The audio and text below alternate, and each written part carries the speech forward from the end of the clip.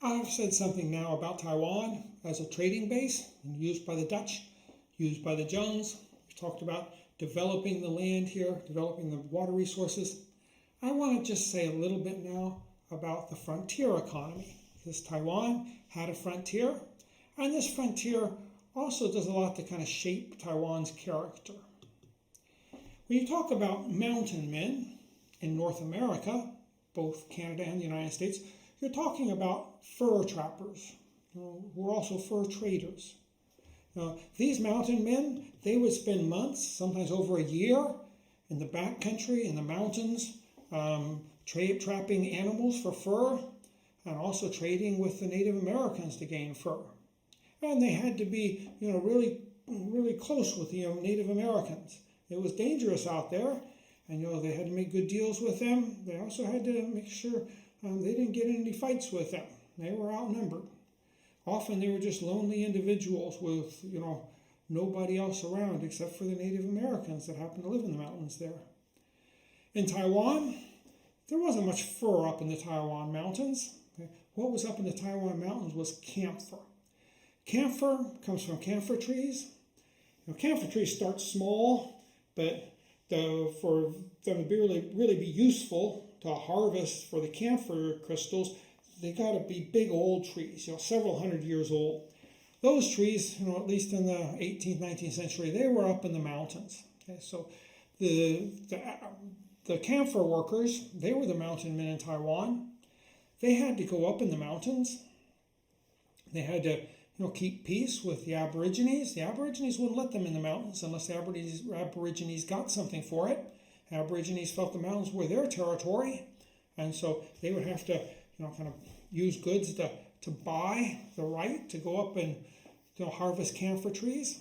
And then these camphor workers, they would spend months, maybe sometimes years, up in the mountains, and they would gradually turn the camphor tree into crystals. Maybe every several weeks they would have to take a long trek down from the mountains, down to sell their camphor crystals, turn them over to the merchants. But most of the time they lived long, lonely hours up in the mountains. These are rugged individuals, and they're kind of the more romantic side of the industry. But to go and to do fur trapping or producing camphor, you needed a lot of capital. Not really fixed capital for the machinery, that sort of thing. But when you sent somebody out to get furs or to get camphor, it would often take quite a long amount of time before you would finally get the camphor back and get it sold so you could make money. So you needed working capital. In the United States and in Canada, there were some rich people that would back these trappers and traders. In Canada, it was the Hudson Bay Company. They were very key. In the United States, John Jacob Astor spent a lot of his money backing the fur trade, doing what he could, make money off of furs. And he was very successful. In fact, he took his money and he put all the money in making the fur trade into New York City real estate. And the Astors became, for a while, the richest family in the United States, because New York real estate was a great investment at that time. In Taiwan, you have a similar situation.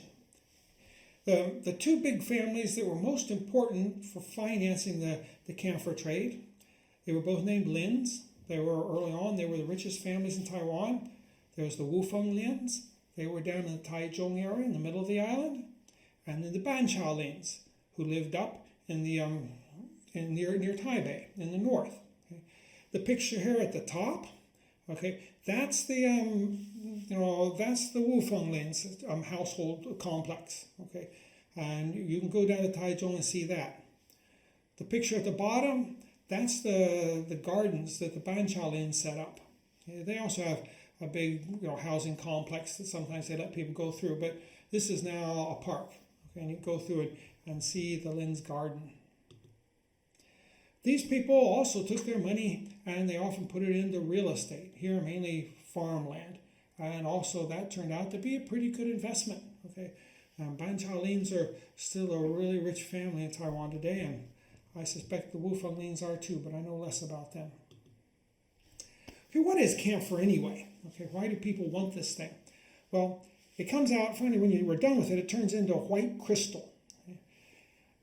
I've seen camphor as mothballs, though I don't think you see many of them around anymore. So you've probably never seen a mothball. But when I was young, they used to put these mothballs in the drawers where you kept sweaters. Because moths like to eat cloth, like to eat sweaters. The mothballs keeps the moths away. It's something that repels them. So that's how we used camphor when I was little. In Asia, probably the main use for camphor was the incense. And camphor really doesn't smell good, but you put it in with other things and you can make a good incense out of it. You know, incense as far away as India often used Taiwan camphor. Finally, camphor wood itself is important. And the Chinese Navy, they monopolized the camphor wood that comes out of Taiwan. Because, you know, camphor, it repels insects, it repels a lot of things. And a problem with ships is you get these little, like, you know, sea worms burrowing into the wood. Okay, you get gradually the wood will rot. Okay, well, a lot of these sea creatures are repelled by the camphor in the camphor wood. So, the best way to make a ship, if you can afford it, is to use camphor wood. And that ship will last a lot longer than it will last if you just use regular wood. Now, when we get to the last part of the 1800s, there's a new boom in camphor production. And, you know, there's several reasons for this. I mean, one reason is that smokeless gunpowder becomes important. Okay? I mean, gunpowder doesn't need camphor, but smokeless gunpowder does need camphor. Okay, and this becomes something that's commonly used. Okay, so this is one reason camphor becomes in demand. The most important reason, though, is plastic. Okay, this is when chemists invent plastic. The earliest plastics, they had to use camphor. Now, in this way, Taiwan has been very good to the environment. You may have heard stories about sea turtles. Okay, and I think it was 10 or 15 years ago, someone found a sea turtle. They had a plastic straw stuck up its nose. You know, the film came on YouTube, became really hot. People started worrying a lot about how plastics were hurting the sea life, okay, especially sea turtles, and how we should try to restrict the use of plastics. You know, plastics may be hurting sea turtles now, but this is kind of ironic because originally plastic saved the sea turtles, and so Taiwan's camphor was very important in saving the sea turtles. Okay, how does plastic save sea turtles? Well, plastic, this early form of plastic, was basically artificial man-made sea turtle shell. Okay, so it's about far back as 2,000 years ago. If you look at, say, ancient Roman trading, the Romans loved to get sea turtles and harvest the sea turtles because they would use the sea turtle shells like we use plastic today. Sea turtle shell used to be used for things like bracelets, for eyeglasses. Okay, this all was something that people thought sea turtle shells were perfect for. Once you get plastics, though, now you can replace the sea turtle shells with plastics. The plastics work just as well, and you don't have to go out and massacre sea turtles anymore. So the sea turtle population was on the point of dying off back in the 19th century, and then because of the discovery of plastics, people lost interest in sea turtles, and their population began to recover. This is also true of elephants and whales. Elephants used to use their tusks, the ivory, sometimes artistically, but also things for like billiard balls, also for piano keys. Okay, this used to all be elephant tusk. Once you get these simple plastics coming out in the late 1800s, the plastics can replace the elephant tusk. Much cheaper, you can do the same thing with it. And so people again began to lose interest in hunting elephants, and the elephant population starts recovering. Whales has a similar problem. Whale bone was very good for some things. Okay, in this case, it's good for corsets like the women used to wear to keep the waist small. Once you get plastic, you can replace the whale bone with the plastic. This helps whale populations recover. So Taiwan's camphor industry, it has played an important role in maintaining the ecology of the oceans. Now, how is camphor produced? I say you need big trees to produce camphor, and this is a picture of one of the big trees. You can't find many of these trees around now because they've been harvested. You do have a few of them, but they're big monsters. This one I think is in Taiwan. I think this is up by up there in the highlands in Taiwan near Daxi. So you need these big trees. There's lots and lots of camphor trees around Taipei and Taiwan generally, but usually the trees are just 30 or 40 years old. They're not that big. We're going to have to wait probably another 100 years before you start getting the giants again. Now, once you go up there into the mountains, you find some of these big camphor trees. You want to start turning them into camphor crystals. Well, the workman goes up there. He has to pretty much set up a shack so he can live up there, and he has to set up a stove, so I'll tell you how he uses these stoves to process the camphor crystals. But then he has to chop down the camphor tree. He has to turn the camphor wood into small slivers of wood chips. Okay, that's a big part of the job, just slivering wood. A huge tree, you got to turn it into small slivers. Here you see somebody using a hand saw to try to cut down the slivers, make them smaller. And then he's living up in the mountains, and if you look behind him, looks like there's a woman back there. Probably she's his wife. Most of these camphor workers didn't have wives up there. They just worked alone. Some of them, though, sometimes had a woman there that would help, grow vegetables and keep a home going. Okay, the way the camphor production works, once you get the wood all slivered, you got to use an oven. Okay, this is a pretty sophisticated oven here. I don't think all the ovens up there had, were made this, this sturdily. But the oven has 4 layers. First, you got the fire. This doesn't have to be camphor wood. It can be any type of wood you put down there and you burn it, so you got a fire, you got heat. Above the fire, you put a big pot of water, and you're going to boil the water to create steam. Okay, so that's what you want to get the camphor crystals. You need steam. As the steam comes out, it has to come up through the camphor slivers. So you got something above the camphor, over the steam there. The steam goes through, and as it goes through all the little slivers of camphor wood, it picks up crystals of camphor. Then, as the steam goes up, on the top here, you've got something like a basket that covers, covers the stove. And when the steam comes out of the camphor slivers, it comes up, it hits this basket. The basket's cooler. Okay, usually then the camphor crystals kind of precipitate out and they stick to the basket. So you do this for a while, and sooner or later you can take off that basket, turn it over, and all the white crystals kind of line the basket. And then you got to, shake them loose and kind of put them in the package that you're going to use to send them down, down to the lands below where the merchants are waiting for you. Okay.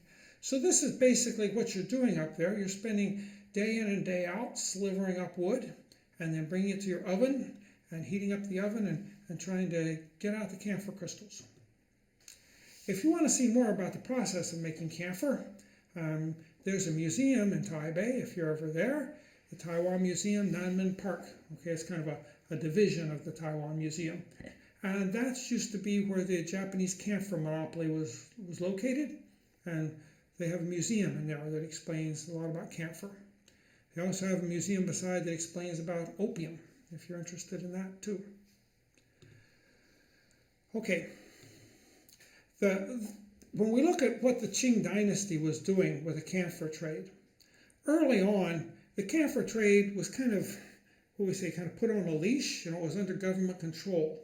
Though there was always, people smuggling and doing things like this. But basically, the government tried to enforce a monopsony.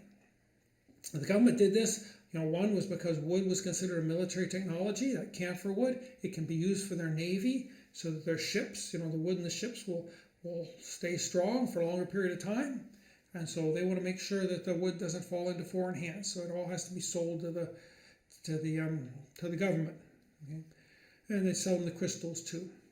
The other thing is the government doesn't like a lot of people up in the mountains because, they do deals with the Aborigines, but there's always going to be some misunderstandings and there's going to be some violence. maybe the government's going to have to send in some military units to police the area and to solve problems. This is going to cause a big expense.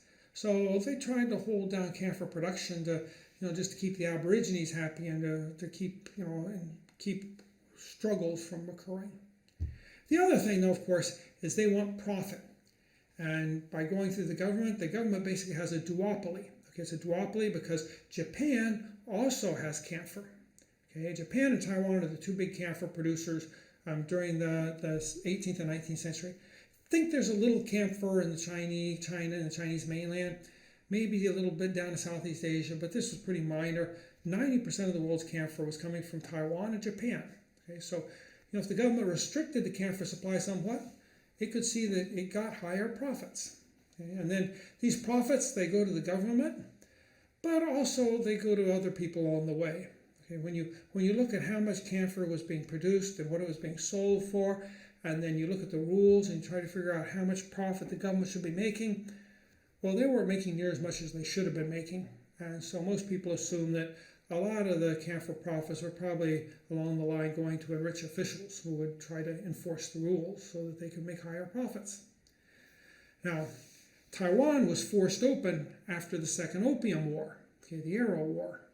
And Taiwan was subject to free trade, so that now the Chinese Qing dynasty was not allowed to put on high tariffs. They were allowed to put on small tariffs, I think 5 or 10%, but nothing too major. And you were supposed to be able to come in and freely trade whatever you wanted to trade if you were a foreigner.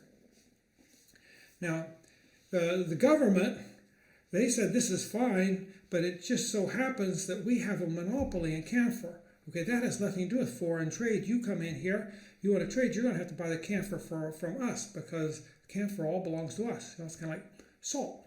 Salt was a government monopoly. Now, the Western merchants, they didn't like that. They said, no, part of this free trade is we have to go in and we have to be able to buy from these camphor producers directly.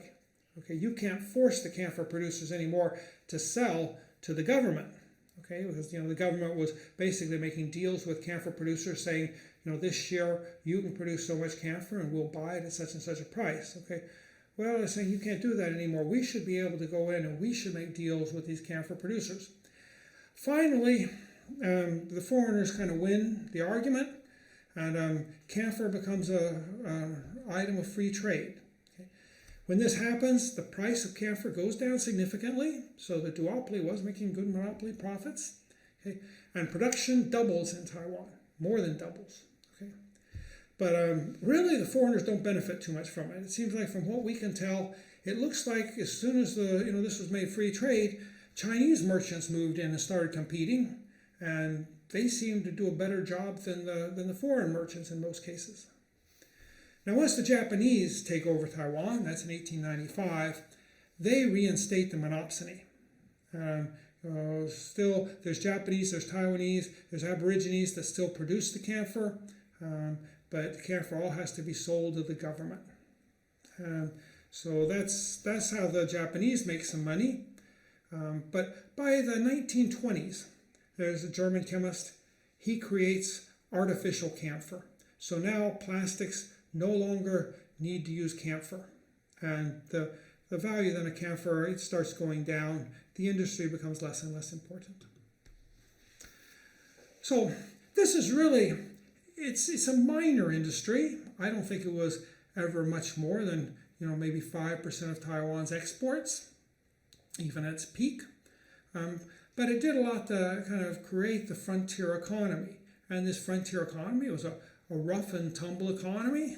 I mean, a rough and tumble society, a rough and tumble economy. The men were often single men, living in these backwoods communities, often living all alone up in the mountains. Okay, this was something that kind of gave Taiwan's economy a certain flavor. So Taiwan was not just an agricultural economy. It was also an economy of these mountain men.